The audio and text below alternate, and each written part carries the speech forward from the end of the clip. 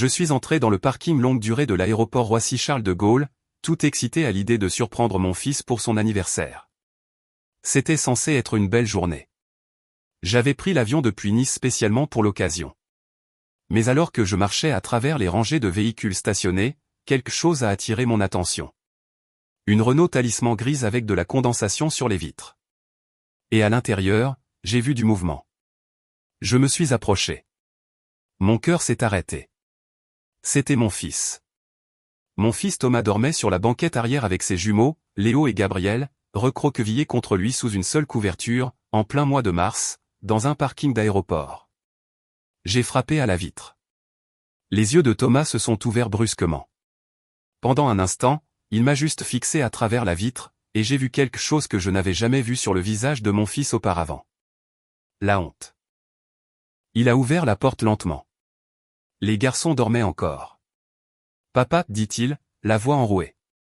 Qu'est-ce que tu fais là?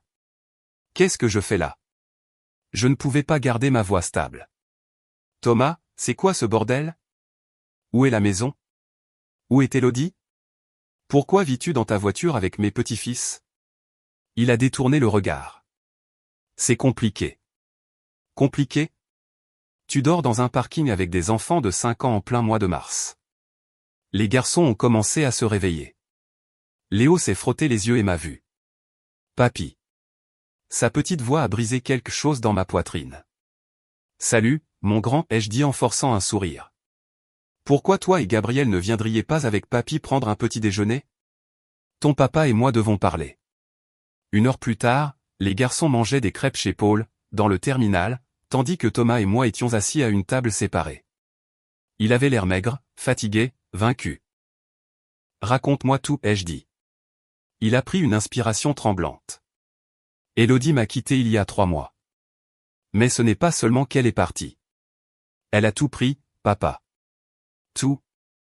La maison, les comptes bancaires, l'argent de l'entreprise, tout. » Comment ça, tout? La maison était à vos 2 noms. Elle m'a fait signer des papiers. Elle a dit que c'était pour des raisons d'optimisation fiscale, pour mettre la maison à son nom uniquement. Je lui faisais confiance. J'ai signé. Puis un jour, je suis rentré du travail et les serrures avaient été changées. Il y avait une ordonnance de protection. Son avocat a prétendu que j'étais mentalement instable, dangereux. Il a dit que je la menaçais. C'est de la folie. Tu n'as jamais été violent un seul jour de ta vie. Je sais, mais elle avait des preuves, papa. Ou du moins, son avocat a dit qu'elle en avait. Des SMS que j'aurais envoyés, des emails, des témoins qui ont affirmé m'avoir vu agir de manière erratique. Ses parents ont soutenu chaque mot. Ils ont dépeint ce portrait de moi comme un mari instable et contrôlant, et le juge les a crus. Et l'argent? Les 150 000 € que j'ai investis dans ta start-up? Le visage de Thomas s'est effondré. Disparu. C'était elle qui gérait les comptes de l'entreprise. La veille de son départ, elle a tout transféré sur un compte d'investissement appartenant à son père. Elle a prétendu que c'était un prêt commercial légitime dont nous avions discuté. Je n'ai aucune preuve du contraire car elle s'occupait de toute la paperasse et des garçons. L'audience pour la garde a eu lieu il y a 2 semaines. J'ai perdu. Je n'ai droit qu'à des visites médiatisées 2 fois par semaine. Le reste du temps, ils sont avec elle et ses parents. Le tribunal a dit que je devais d'abord prouver que j'avais un logement stable et un emploi. Mais je ne peux pas avoir de logement stable sans argent. Et Élodie s'est assurée que je n'ai rien. Je travaille, mais je gagne à peine assez pour la nourriture en vivant dans ce parking. Je me douche à la salle de sport. Les garçons pensent que nous sommes dans une aventure. J'ai senti la rage monter dans ma poitrine. Une rage comme je n'en avais pas ressenti depuis la mort de ma femme. Où es-tu censé avoir ces visites surveillées? Chez ses parents, sous la surveillance de sa mère. C'est humiliant. Ils observent chaque interaction. Ils prennent des notes. Je ne peux même pas serrer mes propres fils dans mes bras sans avoir l'impression d'être jugé. Ça s'arrête maintenant, ai-je dit. Range ta voiture. Toi et les garçons venez rester à mon hôtel jusqu'à ce qu'on trouve une solution. Ensuite, on va régler ça. Papa, tu ne comprends pas. Sa famille a de l'argent. Son père, Charles, est un promoteur immobilier. Ils ont des avocats. De bons avocats. Je ne peux pas me battre contre eux. Peut-être que toi tu ne peux pas, mais nous le pouvons. Cette nuit-là, après que les garçons se soient endormis dans la chambre d'hôtel, je me suis assis au bureau et j'ai commencé à passer des appels. D'abord à mon avocat à Nice, Pierre Martin, que je connaissais depuis 30 ans. Puis à une vieille amie, la commissaire Sarah Dubreuil de la police parisienne, qui me devait une faveur depuis des années pour avoir aidé son fils à entrer à l'université. Pierre, j'ai besoin que tu me recommandes le meilleur avocat en droit de la famille en Île-de-France. L'argent n'est pas un problème. Qu'est-ce qui se passe, Jacques? Je lui ai tout raconté. Quand j'ai fini, il y a eu un long silence. Ça sent l'escroquerie, Jacques, a dit Pierre. Les transferts de comptes d'entreprise, les documents falsifiés, les témoignages coordonnés. Si ce que Thomas dit est vrai, ce n'est pas juste un litige de garde. C'est du vol organisé. Tu as besoin de quelqu'un qui gère à la fois le droit de la famille et les crimes financiers. Il m'a donné un nom, Maître Valérie Leclerc, l'une des meilleures avocates de Paris, spécialisée dans les cas de garde conflictuels avec des composantes de violence économique. Ses honoraires étaient élevés. Je m'en fichais. Le lendemain matin, j'ai rencontré Valérie. Elle avait la quarantaine, des yeux perçants et une attitude pragmatique. Racontez-moi tout, a-t-elle dit. Et je dis bien tout. N'omettez aucun détail que vous jugez insignifiant. J'ai raconté l'histoire de Thomas. Elle a pris des notes, posé des questions pointues, puis s'est adossée à sa chaise. Voici ce à quoi nous avons affaire, a déclaré Valérie. L'ex-femme de votre fils et sa famille ont exécuté ce qu'on appelle un contrôle coercitif financier avec aliénation parentale. Ils l'ont systématiquement dépouillé de ses ressources, de sa crédibilité et de l'accès à ses enfants. Les SMS, les témoins, les accusations sur la santé mentale. C'est une stratégie classique. J'ai déjà vu ça. Pouvons-nous le prouver? Ça dépend. Avez-vous des documents de l'entreprise? Des relevés bancaires, des emails, n'importe quoi. J'ai les confirmations de virement de quand j'ai investi l'argent. Des emails de Thomas sur le business plan, mais Elodie gérait la plupart des comptes. C'est un début. Qu'en est-il de la santé mentale de Thomas? Ils prétendent qu'il est instable. A-t-il des dossiers médicaux prouvant le contraire? Il voyait une psychologue l'année dernière. Pas parce qu'il était instable, mais parce que le travail était stressant. Il essayait de gérer la pression de la start-up. Valérie a hoché la tête. C'est en fait une bonne chose. Des dossiers thérapeutiques montrant qu'il gérait proactivement son stress prouvent le contraire de leurs affirmations. Nous avons besoin de ces dossiers. Nous devons également faire une analyse comptable judiciaire des comptes de l'entreprise. Si l'argent a été transféré de manière inappropriée, nous le trouverons. Et nous devons confronter les témoins qui ont prétendu que Thomas était instable. Je vous garantis que leurs histoires ne tiendront pas la route sous un examen minutieux. Combien de temps cela prendra-t-il? Des mois, peut-être plus. La justice familiale est lente.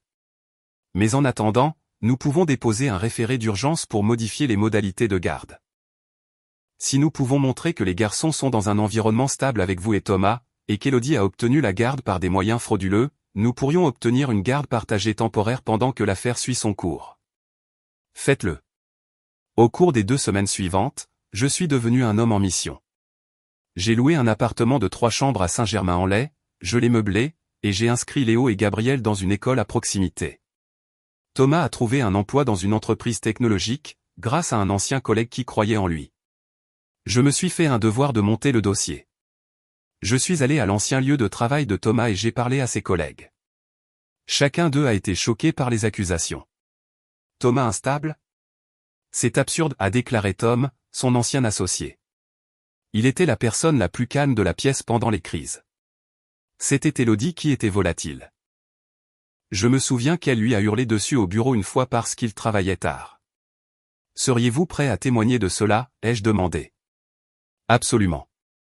J'ai retrouvé la psychologue, le docteur Amélie Faure. Elle ne pouvait pas partager les dossiers de Thomas sans son consentement, mais Thomas a signé l'autorisation immédiatement. Lorsque le docteur Faure a fourni ses notes, elle dressait un tableau clair d'un homme gérant un stress professionnel normal avec des mécanismes d'adaptation sains, sans aucun signe d'instabilité ou d'agression. Ensuite, j'ai commencé à creuser sur la famille d'Elodie. Son père, Charles Dumont, était un promoteur immobilier à Neuilly-sur-Seine. En surface, tout semblait légitime, mais mon ami commissaire Sarah a fait quelques vérifications. Jacques, Charles Dumont a fait l'objet de 2 enquêtes de Tracfin pour des dépôts d'espèces importants et suspects. Pas d'inculpation, mais des drapeaux rouges. Et écoute ça, il y a 3 ans, un partenaire commercial l'a poursuivi pour fraude. L'affaire a été réglée à l'amiable. Dossier scellé. Pouvons-nous utiliser ça?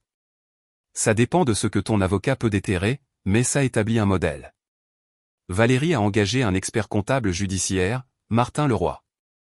Il lui a fallu 3 semaines, mais il a retracé chaque euro des comptes de l'entreprise de Thomas.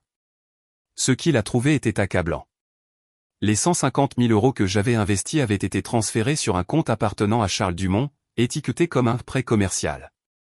Mais il n'y avait pas de contrat de prêt, pas de conditions, pas d'échéancier de remboursement, rien par écrit, juste un virement effectué la veille du jour où Élodie a demandé l'ordonnance de protection.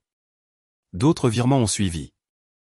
Sur 14 mois, Élodie avait systématiquement déplacé de l'argent du compte de l'entreprise vers des comptes personnels, puis vers les comptes de son père. De petites sommes au début, 500 ici, 1000 là, puis des sommes plus importantes. À la fin, elle avait transféré près de 280 000 €. Ce n'est pas un litige conjugal, a déclaré Martin en me montrant son rapport. C'est un détournement de fonds. Elle vidait l'entreprise tout en maintenant l'apparence de la normalité, et son père était complice. Thomas peut-il récupérer l'argent? Si nous pouvons prouver la fraude, oui, mais cela nécessitera des poursuites pénales, pas seulement civiles. C'est au-delà du droit de la famille. Valérie a déposé des requêtes. D'abord, un référé d'urgence pour modifier la garde, présentant des preuves que Thomas avait maintenant un logement et un emploi stable, et que les garçons vivaient avec lui et moi depuis 1 mois, s'épanouissant à l'école, voyant leur pédiatre régulièrement. Elle a présenté les dossiers du docteur Faure, démolissant les allégations d'instabilité mentale. Elle a présenté les témoignages des collègues de Thomas, prouvant que les accusations d'Élodie étaient fausses. L'avocat d'Élodie, un type mielleux nommé Maître Arnaud, a riposté durement.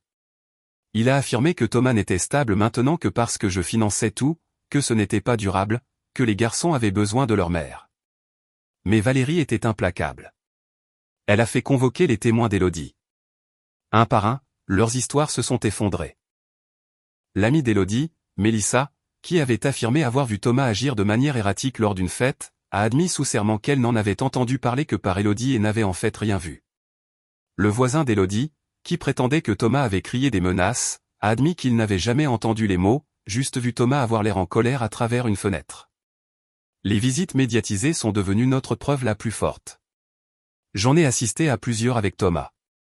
La mère d'Élodie, Catherine Dumont, s'asseyait dans un coin avec un carnet, écrivant constamment. Mais ce qu'elle ne savait pas, c'est que Thomas avait commencé à enregistrer l'audio de chaque visite sur son téléphone, légalement puisque c'était dans un espace partagé avec un consentement affiché au mur, une règle spécifique de ce lieu de rencontre. Ce que les enregistrements montraient était accablant. Les garçons étaient heureux, bien équilibrés, excités de voir leur père. Ils l'appelaient de papa spontanément, le serraient dans leurs bras, lui parlaient de l'école. Il n'y avait aucune peur, aucune hésitation. C'étaient des enfants normaux avec leur père normal. Mais les notes de Catherine. Elle peignait un tableau complètement différent, le père semble agité. Les enfants semblent renfermés. Le ton du père est agressif. Que des mensonges, tous contredits par les enregistrements audio. Valérie a soumis les enregistrements au tribunal avec une requête pour mettre fin aux visites surveillées, arguant que la surveillance était utilisée comme une arme pour créer de fausses preuves. Puis vint le rapport d'expertise comptable. Martin avait retracé chaque transfert frauduleux. Valérie ne l'a pas seulement soumis au tribunal des affaires familiales. Elle l'a soumis à la brigade financière de la police et au fisc. Charles Dumont faisait désormais l'objet d'une enquête pour évasion fiscale et fraude. Élodie risquait des poursuites pénales pour détournement de fonds. L'audience pour la garde a été fixée en juillet, 6 mois après que j'ai trouvé mon fils dans ce parking. La salle d'audience était tendue. Élodie était assise avec ses parents et son avocat, l'air confiant. Thomas était assis avec moi et Valérie, l'air nerveux mais déterminé. La juge était Madame Marguerite Simon, une femme d'une 60aine d'années réputée pour être minutieuse et juste. Valérie a présenté notre cas méthodiquement. L'expertise comptable, les fausses accusations, les témoignages contradictoires, les enregistrements audio prouvant que les visites surveillées étaient manipulées, les dossiers du docteur Faure, l'emploi et le logement stable de Thomas. Maître Arnaud a essayé de tout discréditer. Il a soutenu que la stabilité de Thomas n'était due qu'à mon soutien financier. Il a soutenu que les garçons avaient besoin de leur mère. Puis Valérie a appelé Élodie à la barre. Madame Dumont, vous avez témoigné que vous avez transféré des fonds du compte de l'entreprise vers le compte de votre père en tant que prêt commercial. Est-ce exact? Oui. Où est le contrat de prêt? C'était un accord verbal. Un accord verbal pour 150 000 €? Oui. Mon père nous aidait pendant une période difficile. Pourquoi était-ce difficile? Selon les relevés bancaires, l'entreprise était rentable. Les revenus étaient solides. Élodie a hésité. Thomas dépensait de manière imprudente. Sur quoi? Je ne sais pas. Il gérait les dépenses. Valérie a sorti des relevés bancaires. Ces dossiers montrent que les dépenses personnelles de Thomas étaient cohérentes et modestes. Loyer, courses, factures, transport. Pendant ce temps, vos relevés de cartes de crédit personnel montrent des dépenses dans des restaurants haut de gamme, des boutiques de luxe, des spas, totalisant plus de 30 000 € en 6 mois. Appelleriez-vous cela des dépenses imprudentes? Je méritais de profiter du succès de l'entreprise. Était-ce votre entreprise ou était-ce une co-entreprise avec votre mari financée par l'investissement de son père?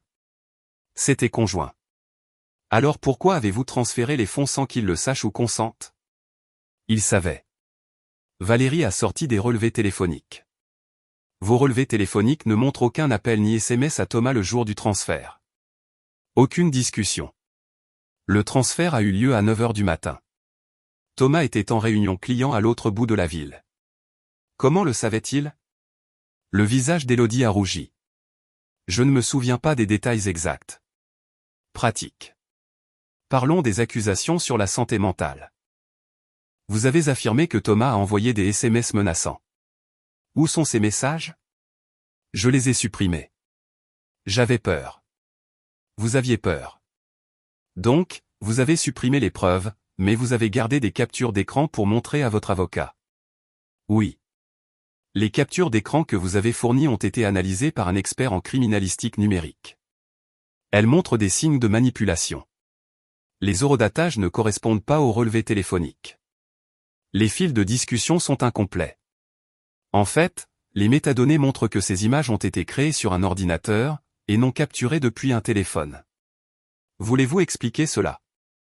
Maître Arnaud a objecté. La juge a rejeté l'objection. Élodie a bégayé. Je ne sais pas. Peut-être que mon téléphone déconnait ou peut-être que ces messages ont été fabriqués. La salle d'audience était silencieuse. Valérie a continué. Vous avez également affirmé que Thomas était mentalement instable. Pourtant, les dossiers du docteur Amélie Faure, que nous avons soumis, ne montrent aucun signe d'instabilité. En fait, ils montrent un homme gérant proactivement un stress professionnel normal. Étiez-vous au courant de ces dossiers lorsque vous avez fait vos accusations? Non. Avez-vous déjà encouragé Thomas à voir un psychologue? Non. Donc, vous prétendez qu'il était instable, mais vous ne l'avez jamais encouragé à se faire aider. Et quand il s'est fait aider de lui-même, vous l'avez utilisé contre lui. Élodie n'a pas répondu. Valérie s'est tournée vers la juge. Madame la juge, ce que nous avons ici est un effort délibéré et coordonné pour détruire la relation d'un père avec ses enfants tout en volant ses ressources financières. Les preuves sont accablantes, transferts financiers frauduleux, SMS fabriqués, fausses accusations, rapports de visite manipulés. Élodie Dumont et sa famille ont utilisé le système judiciaire familial comme une arme pour un gain financier. Maître Arnaud s'est levé. Madame la juge, ma cliente a fait des erreurs, mais sa principale préoccupation a toujours été le bien-être de ses enfants. Valérie a riposté. Si sa principale préoccupation était les enfants, pourquoi a-t-elle permis qu'ils croient que leur père les avait abandonnés? Pourquoi a-t-elle restreint son contact? Pourquoi a-t-elle créé un environnement où ces garçons pensaient que leur papa ne voulait pas d'eux? Les enregistrements audio montrent des enfants qui aiment leur père, qui sont heureux de le voir. Ce n'est pas le comportement d'enfants qui ont été protégés d'un parent instable. C'est le comportement d'enfants à qui on a menti.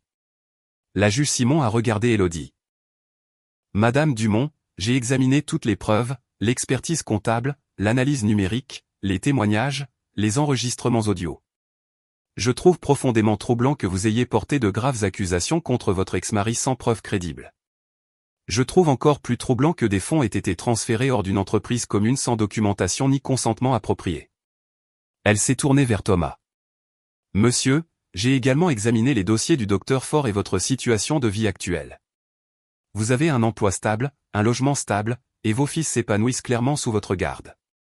Je ne vois aucune preuve de l'instabilité alléguée par votre ex-femme. Elle a pris son marteau.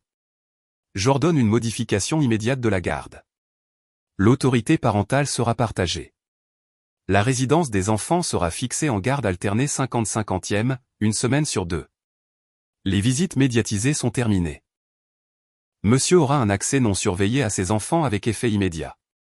Élodie a eu le souffle coupé. Sa mère s'est levée. Madame la juge, c'est scandaleux. Asseyez-vous, Madame Dumont. Je n'ai pas fini. J'ordonne également qu'Élodie Dumont rembourse la somme de 280 000 € à Thomas, représentant les fonds transférés de manière inappropriée du compte de l'entreprise. Si le remboursement n'est pas effectué dans les 90 jours, j'autoriserai la saisie des biens. De plus, je transmets ce dossier au bureau du procureur de la République pour d'éventuelles poursuites pénales. Ce tribunal n'apprécie pas la fraude. Elle a frappé avec son marteau. L'audience est levée. Les genoux de Thomas ont flanché. Je l'ai rattrapé. Il pleurait. Pas des larmes de tristesse, des larmes de soulagement. À l'extérieur de la salle d'audience, Léo et Gabriel ont couru vers lui. Ils étaient dans une salle d'attente. Thomas est tombé à genoux et les a serrés tous les deux dans ses bras, les tenant comme s'il ne les lâcherait jamais. « Papa, on rentre à la maison » a demandé Léo. « Oui, mon grand. On rentre à la maison. » 3 mois plus tard, le père d'Élodie, Charles, a été inculpé pour fraude et évasion fiscale. Élodie elle-même a fait face à des accusations de détournement de fonds. Son avocat a négocié une comparution sur reconnaissance préalable de culpabilité, CRPC, où elle rembourserait l'argent et éviterait la prison en échange d'un plaidoyer de culpabilité sur des charges moindres. L'argent est revenu, la majeure partie en tout cas. Les frais juridiques en avaient mangé une partie, mais Thomas avait assez pour recommencer. Il a lancé une nouvelle entreprise, cette fois avec des contrats en béton et un avocat examinant tout. Léo et Gabriel partageaient leur temps entre les deux parents, mais Thomas les avait plus souvent que l'inverse, car Élodie avait visiblement décroché, plus intéressée à sauver sa propre vie qu'à être mère. Je suis resté en région parisienne, j'ai loué un appartement près de chez Thomas. Je vois mes petits-fils 3 fois par semaine. Nous allons au parc. J'aide aux devoirs. Je leur apprends à jouer aux échecs.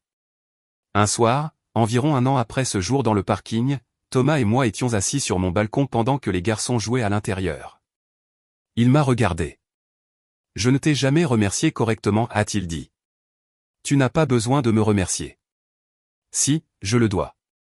Si tu n'étais pas apparu ce jour-là, si tu ne m'avais pas aidé à me battre, je vivrais encore dans ma voiture. Ou pire, j'aurais perdu mes garçons pour toujours. Tu es mon fils.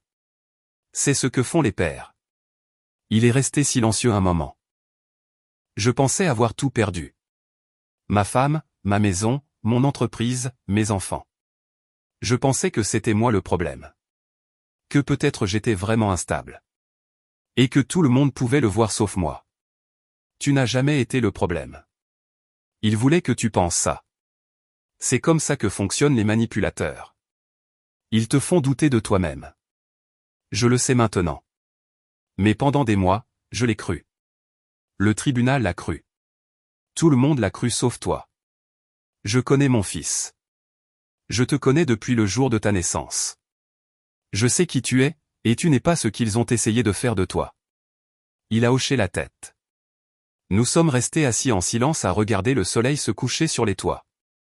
Papa, dit-il après un moment. Ouais. Merci. J'ai tendu la main et pressé son épaule. Tu aurais fait la même chose pour tes garçons. Il a souri.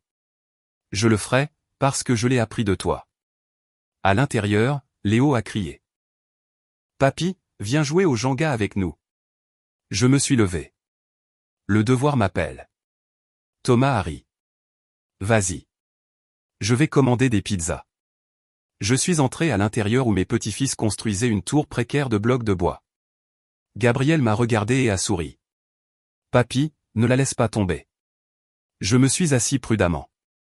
Je ne le ferai pas, mon grand. Je ne laisserai rien tomber. Et je le pensais vraiment. Pas seulement la tour. Pas seulement ce moment. Je parlais de tout. Cette famille, ces garçons, mon fils. Je les protégerai quoi qu'il arrive. Parce que c'est ce que fait une famille. On ne se laisse pas tomber.